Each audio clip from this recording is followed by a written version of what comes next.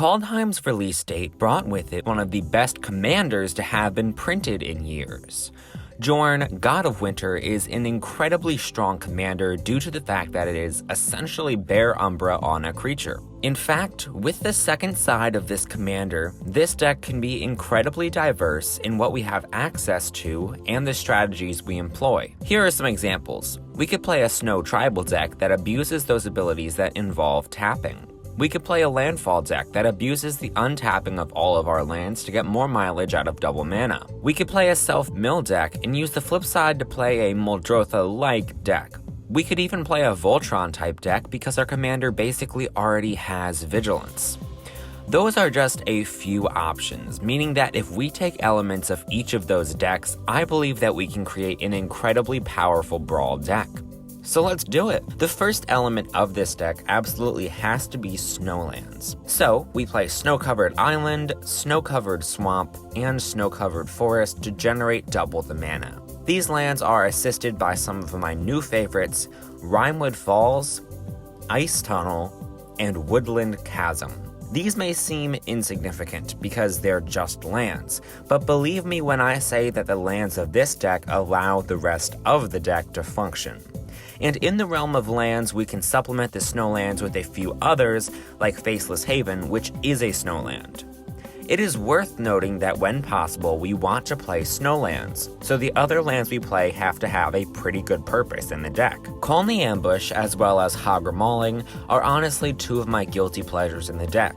I found that frequently it is difficult without an expansion explosion type effect to use large amounts of mana at instant speed. So sometimes a few dual face cards really don't hurt the deck, like the Seagate Restoration. As you can see, the Restoration can really change a game. In this deck, having access to that many cards at once is a huge leg up on your opponents.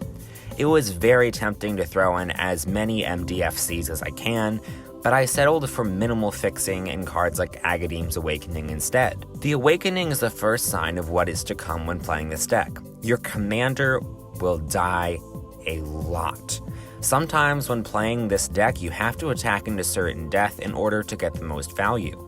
So having Reanimator effects are important, even though a lot of the time this one will just be a land. The last land we'll talk about today is Turntimber Symbiosis. The Symbiosis is not amazing, but if we draw it late game, it's better than a normal land. In my experience with the deck, these DFCs have been a bit of a drawback at times, but the 1 or 2 turns they may slow me down each play session are fine when Hagra Mauling saves me, or Seagate Restoration finds me an answer. So let's hop into the next section of this deck as we discuss snow cards.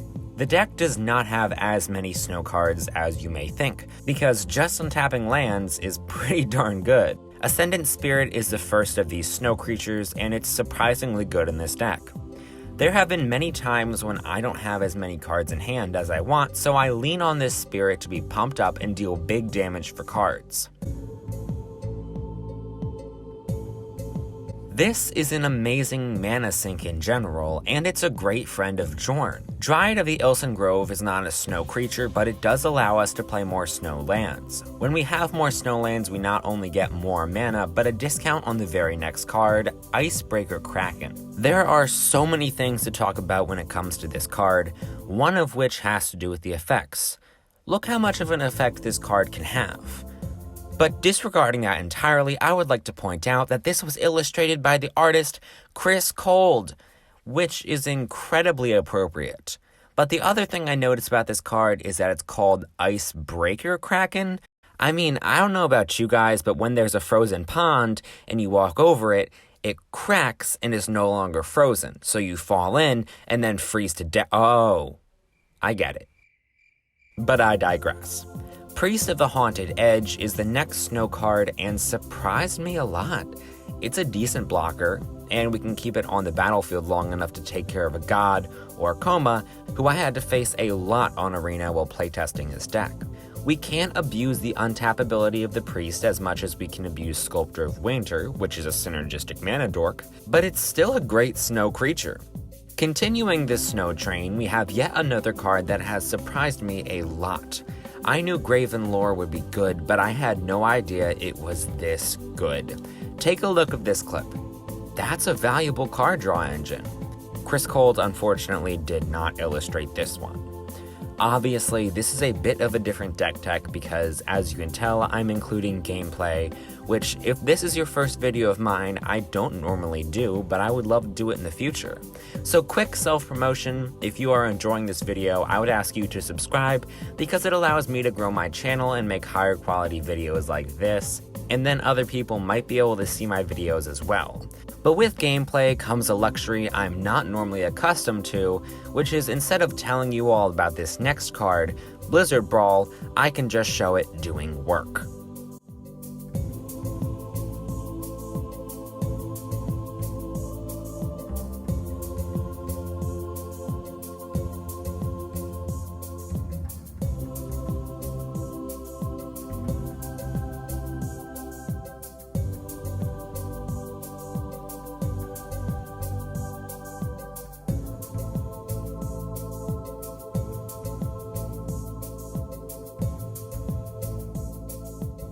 Note that the indestructible through end of turn allows our commander to freely attack and untap our lands, which is an obvious upside.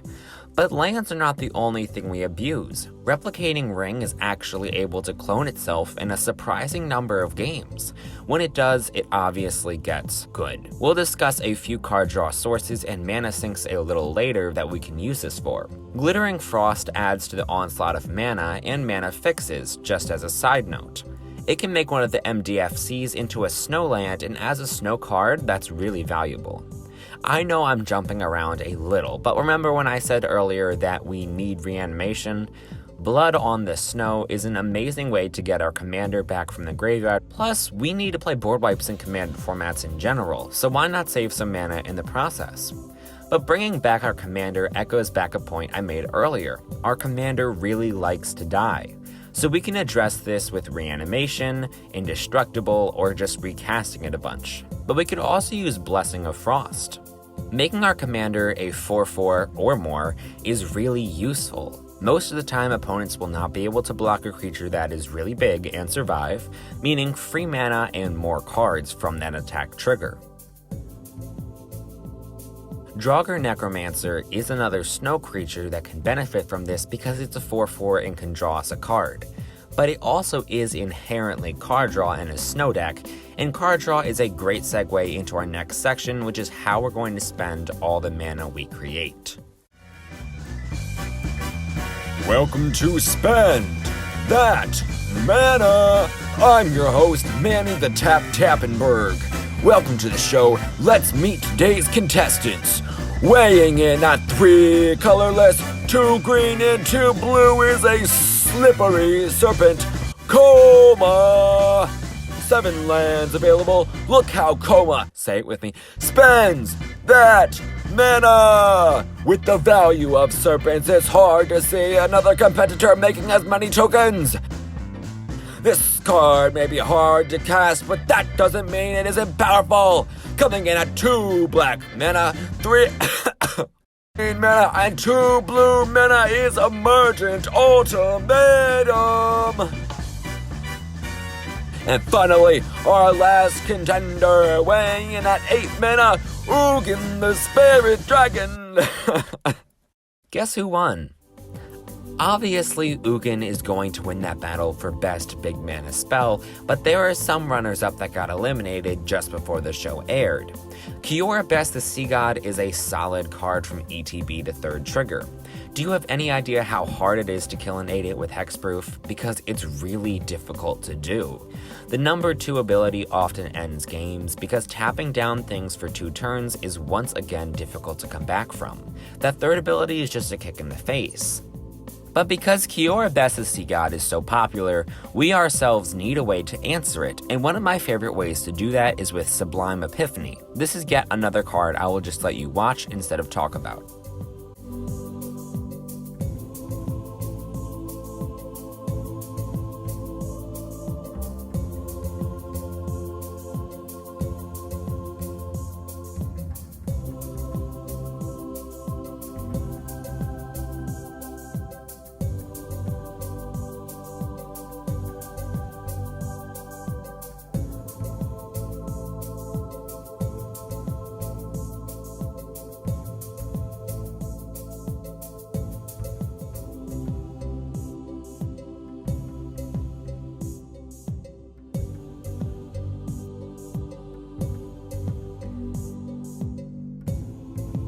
Those were the expensive cards in the deck mana-wise. Everything will cast for over 7 mana. Those are also a lot of the finishers of the deck, and when we play Snowlands and attack, there are many turns where you can cast 2 of them. But even if we don't have cards in hand, we need to have something to pour mana into. Tergrid's Lantern can be tapped and untapped over and over and over again. Even if we are still using all of our mana for a different purpose, we are still able to tap this every turn. So no matter what, this card is some great value.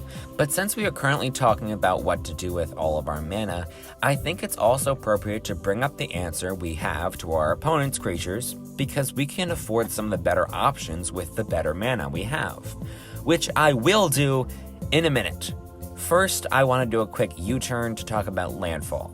I've been talking about how much mana we're going to create, but we do need to run a ramp package to ensure we can create that much mana in a timely manner before we just die. Solemn Simulacrum is the best in this pile of cards. It ramps us and replaces itself, allowing us to play something bigger and better. Speaking of bigger and better, they rarely come with more value than Uro, Titan of Nature's Wrath. Card draw, life gain, ramp, and something to do with our graveyard as long as we aren't exiling Jorn.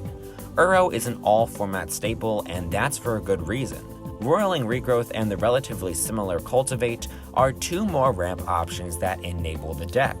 Migration Path is a bit more flexible, but being honest, I don't think I've ever used this for the cycling. The ability is still there though in case we're running out of lands. To end this section, I am running a copy of one of my new favorite cards, Binding of the Old Gods. This is removal. This is ramp, and really good ramp at that. We can fetch any forest, and this is just another card that allows us to play almost all basic lands and modal cards. Well, that and the free mulligan. But where Binding of the Old Gods excels, in my opinion, over a card like Deathsprout, is that besides costing less colored mana and hitting any non-land permanent, the 3 on this saga gives our creatures Death Touch until end of turn. In this deck, any excuse for opponents to not block and kill our commander is huge. Because again, even though we can run Heroic Intervention to save our commander from a board wipe or targeted removal, and Mirror Shield for some hexproof, we don't have easy ways to help keep our commander around. In fact, the power level of this card would frequently hinder my early attempts to be successful with this deck. I would play out Jorn early only to have him eliminated time after time.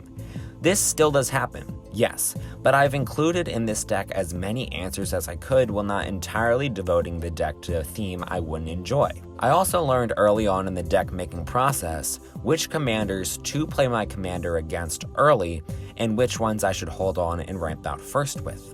I won't be the first to say this, but an army of 1/1 Scoot Swarms with Death Touch is mean. The downfall of Scoot Swarm is frequently a board state that's just too big and blocks everything.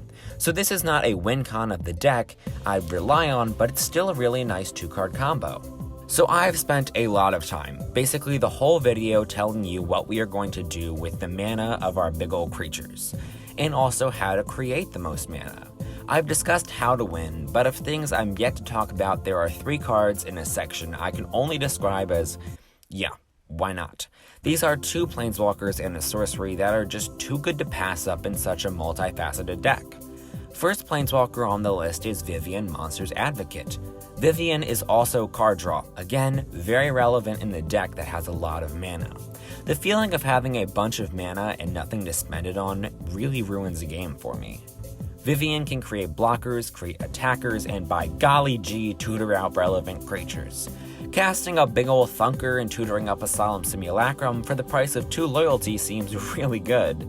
How I'm making such a long video about a deck is beyond me, but what isn't is Garruk, Cursed Huntsman. I don't know how those 2 things are related, but Garruk. Removal, card draw, token creation, and in the ideal world, a really easy, probably game-winning emblem can be created quickly. Speaking of winning a game, Alrund's Epiphany is awesome. Another turn means another attack step, untap, land for turn, draw, and this card creates birds. This is simply an amazing card for a deck like this. And did I hear removal mentioned?